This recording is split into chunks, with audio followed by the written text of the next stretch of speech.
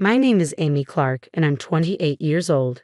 Currently, I work at my father's construction company. I'm getting married soon to George Brown, a college classmate who confessed his feelings to me. We started dating, and now we live together. George works at a company in New York City while I work locally. He commutes by train, and I drive to work. With our wedding just 3 months away, I'm busy with preparations. George usually gets home around 7 p.m., so I handle our meals. On his days off, he helps by cleaning our apartment, especially the bathroom. I love cars, especially driving them. Thanks to my father's company, I even have a crane license. Despite being only 5'1" with a baby face, I often surprise people when they see me operating a crane at a construction site in my work clothes. I find their reactions amusing. One day, I was about to go shopping with my best friend, Megan Flynn. We've been best friends since elementary school and even went to the same college. She's a confidant with whom I can share anything. We planned to visit a newly opened outlet mall in the next state. It was a bit far, but we thought it would be a nice drive. I headed to the convenience store where we decided to meet. When I arrived, Megan was already there. "Sorry to keep you waiting. Have you been here long?" I asked. "No, I just got a coffee." "Want some?" Megan replied. Her coffee looked tasty, so I took her up on the offer. "Thanks. Could you grab one for me too? I'll set the navigation system."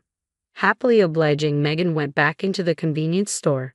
As I set up the car's GPS, I accidentally pressed the history button. "Darn it, this touch panel is so sensitive," I muttered, trying to switch the screen back. Then I noticed a surprising entry in the history. "Hotel Lovely Chateau." "What's this?" I wondered aloud. I'd never searched for such a thing before. This is my car, but George occasionally uses it too. He must have used it. I didn't think much of it and continued setting my destination.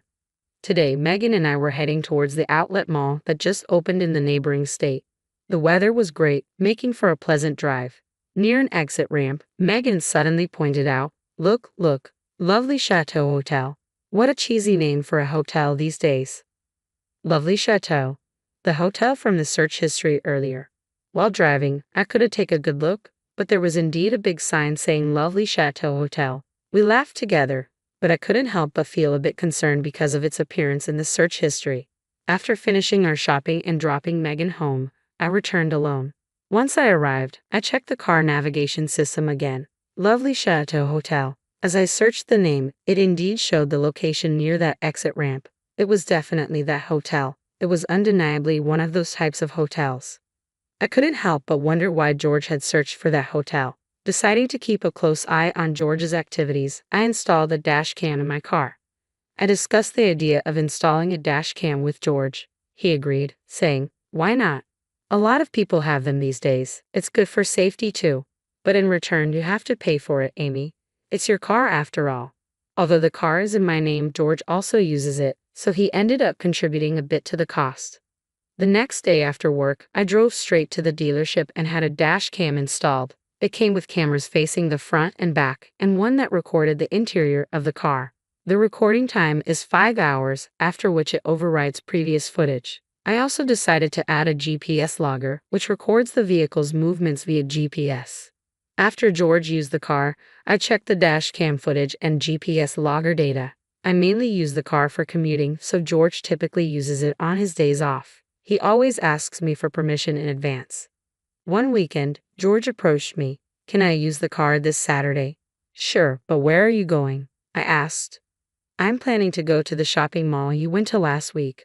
A friend wants to check it out," he replied. "Who's this friend?" "Just a colleague from work. He lives pretty close by." "Is this friend a woman?" "No way. He's a buff guy, even bulkier than me." "All right then, bring me back a souvenir." "Gotcha, Amy. I bet you like something edible." "Yeah, I'd love something sweet." "All right, got it." The weekend came as planned. George left on Saturday and returned in the evening.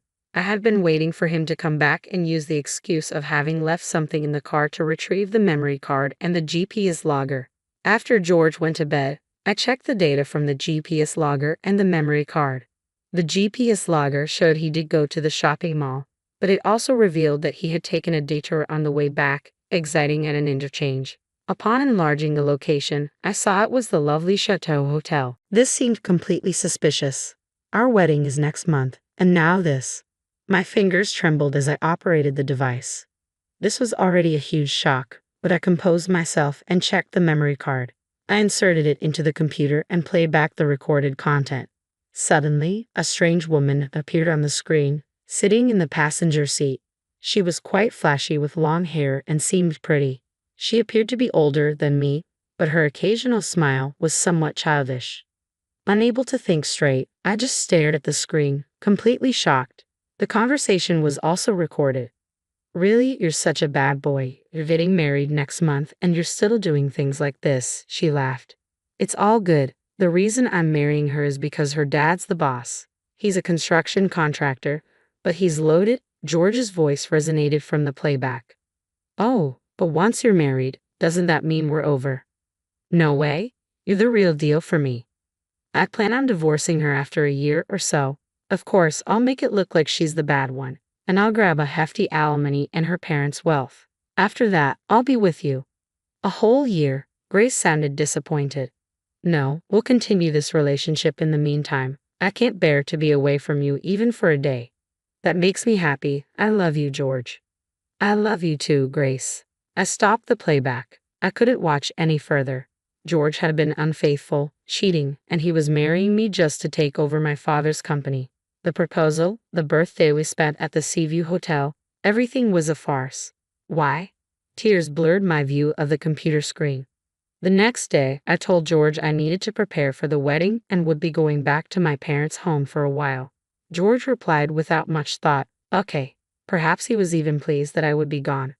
I told my parents, "I feel a bit nervous and I want to stay with you guys for a bit. Please let me cool off." They seemed to think I was having pre-wedding jitters and welcomed me back happily. After a couple of days, I received a message from my best friend, Megan. I felt I could tell Megan the truth. I told Megan everything. She said, "Okay, I'll come over tonight. Let's drink until dawn."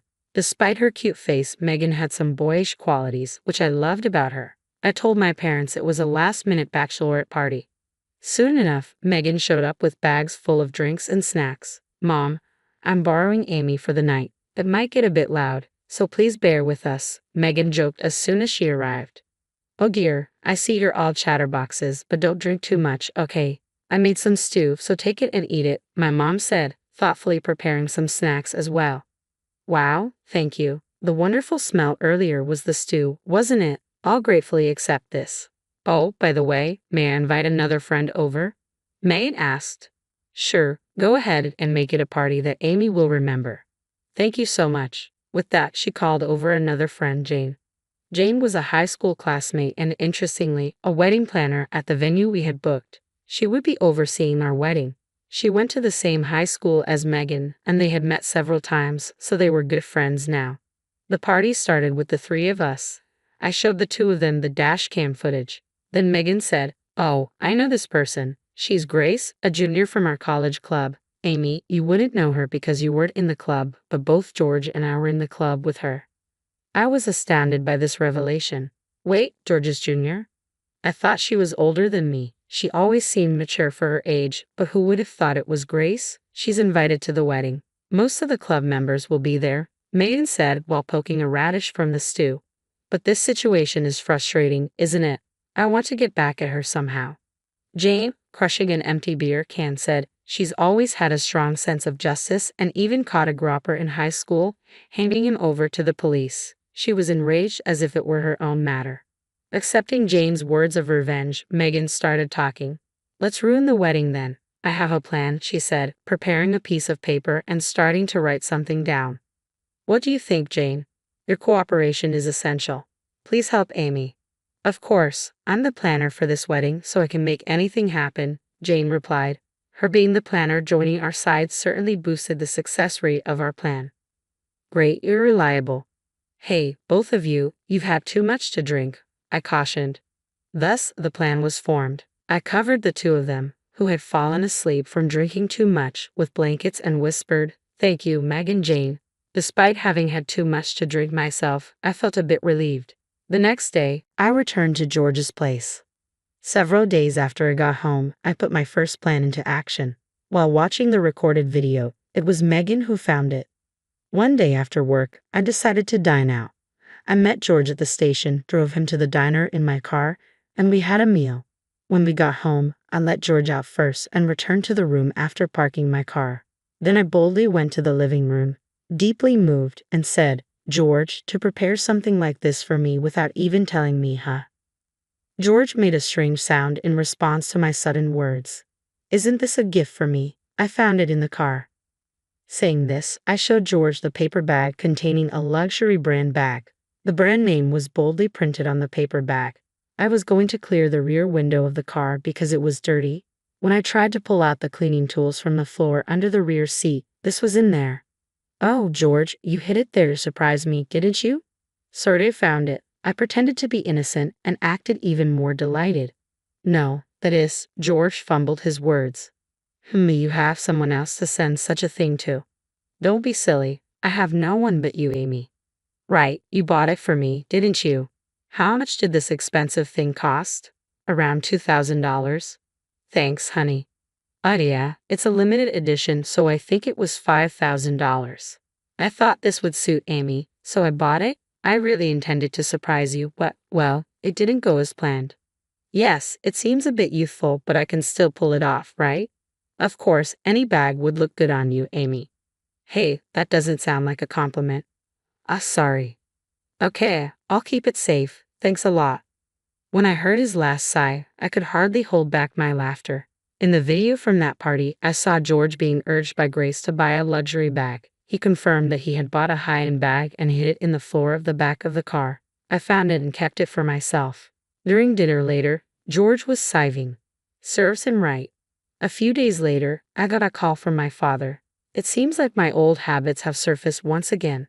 Believe it or not, I bought a new car. I've always had a thing for cars, and I've driven quite a few over the years. Apparently, on my way home from work, I pulled over at a used car dealership and spotted a gem of a car I used to admire.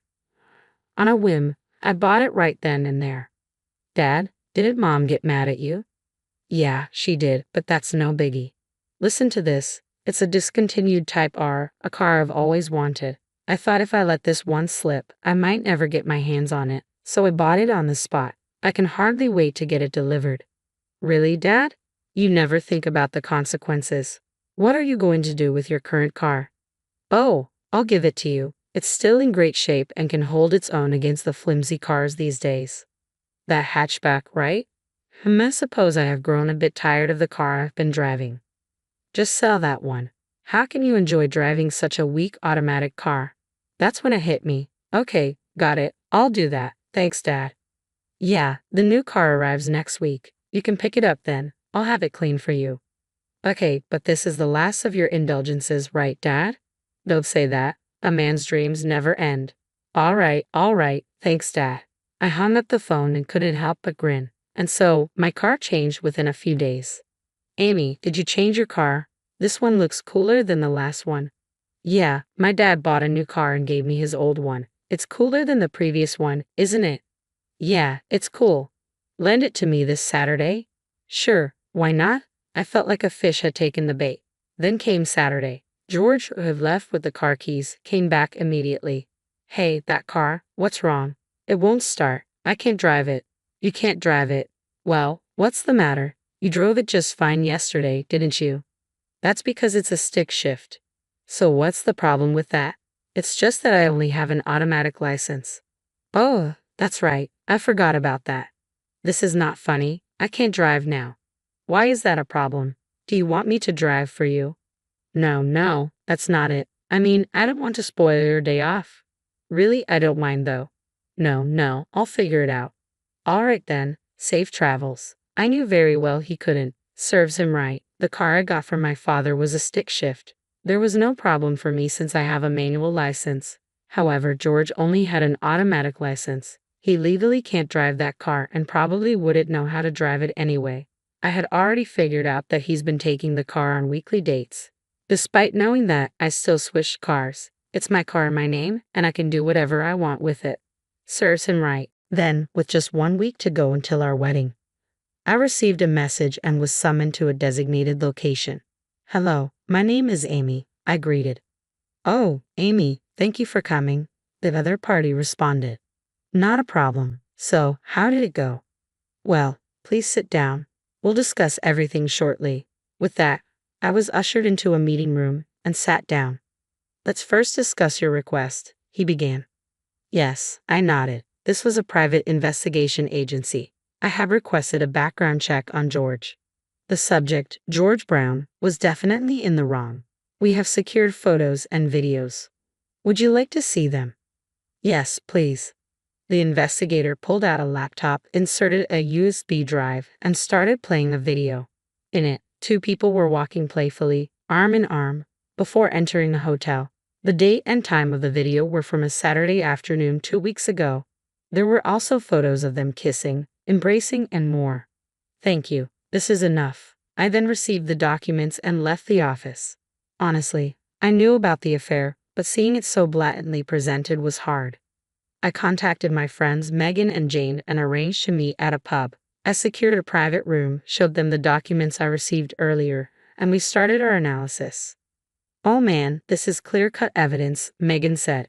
This one's quite something too, Jane added. I have lost all sympathy. I'll bring him down completely. With that, I took a big gulp of my beer. Hey Amy, could you lend me these? Jane asked. Huh? What for, Jane? I was already planning to make a slideshow of the bride and groom, so it would be easy to include these. Okay, all that's left is to get ready for the big day. With that, Megan raised her beer mug and gave me a toast. To us. Let's give it our all. I was so touched that everyone was going all out for me that I felt like crying, but I held it back, and so the big day finally arrived. The day of the wedding was hectic, busy to say the least. Upon arriving at the wedding venue, I was immediately ushered into makeup, wardrobe, and other preparations. Regardless of my state of mind, everything moved along as planned. When I saw myself in the mirror donning the white wedding gown, I was brought to tears.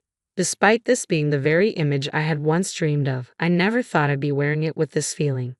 Noticing my tears, my mother gently said, "Oh dear, the bride shouldn't be crying already," as she wiped my tears away. I'm sorry, Mother, but these weren't tears of joy. The ceremony ended, and the reception began. Just before making my entrance, I caught sight of Jane, who gave me a comforting smile. George was cheerful and smiling right from the start, while I could only manage an awkward smile. The reception proceeded without a hitch as planned. Then came the moment for the bride's farewell letter to her family. The hall darkened, and a spotlight fell only on me and my parents at the head table. I was handed a microphone, but instead of reading my letter, I turned to face the crowd and began to speak softly. Everyone here today, thank you very much for joining us. Normally, at this point, I should be saying goodbye to my parents and expressing my gratitude for marrying the man I love, but a stunned silence swept through the crowd as I broke from tradition. Jane, off to the side of the stage, gave me an encouraging thumbs up. The real bride is not me, I declared, causing an immediate stir among the guests. The real bride is Grace Davis, a junior from George's college years. George has admitted that it's not me but her who he truly loves. I have evidence. After speaking, the spotlight shone on one person in the crowd, and there was Grace bathed in light. Lively music started playing, and a slideshow began. Images of them holding hands, kissing, and even entering the hotel were displayed one after another. Then the music stopped, and a video of their conversation played at a loud volume. The hall was in an uproar. What's going on here?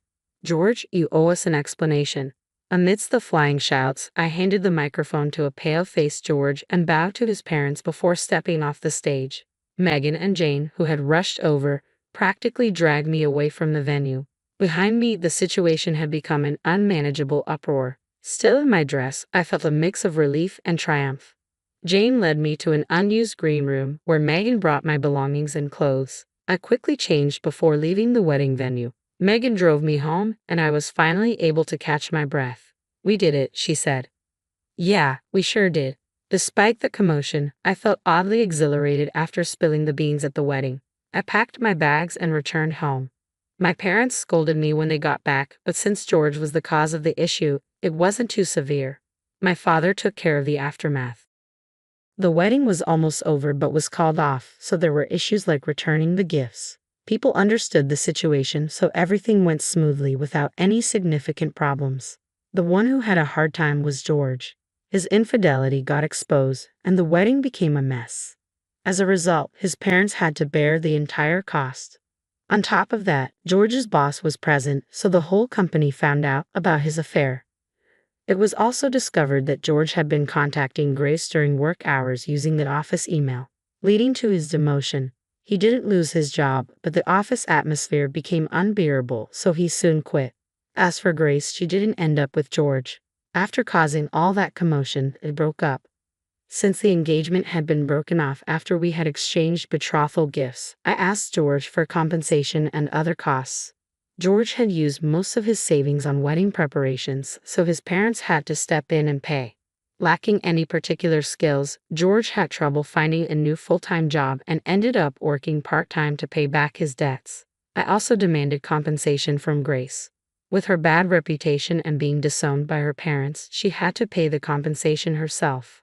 Without any savings, she borrowed money from shady loan sharks and now works in the nightlife industry to make those payments. It wasn't enough compared to the emotional pain I suffered, but well, it served them right. Thanks to my father's compassion, I was put on leave, and with my newfound free time, I decided to take a trip to Alaska. For some reason, people tend to head north in times like these. Jane had also resigned from the wedding venue, taking responsibility for her part in the commotion. Feeling a bit guilty, I invited her to join me on the trip to Alaska. With the damages I received from George, I covered the expenses. We used a ferry for a round trip as we went by car. On the return ferry, we hit it off with two guys who were bikers. We exchanged contact information and decided to meet up again in New York. The two guys who worked at the same company said they go on a road trip to Alaska on their motorcycles every year. When I got back to New York and told Megan about this, she got upset that I didn't invite her. So, it was decided that we would add one more person and organize a 3-on-3 mixer, including Jane. Even though a lot has happened, I've regained my spirit. Life throws curveballs, but I thought, well, such things happen. And with that, I decided to walk firmly towards the future.